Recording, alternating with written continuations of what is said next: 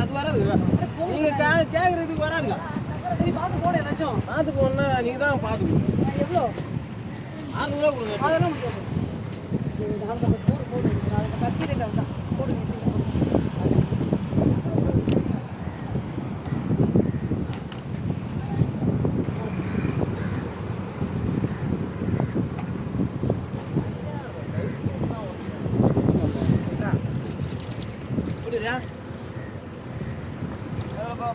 அப்படியே உண்டு இதெல்லாம் எடுத்துக்கிறேன். அப்படியே போயிடலாம்.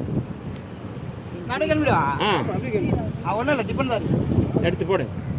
டிஃபன் யாரா?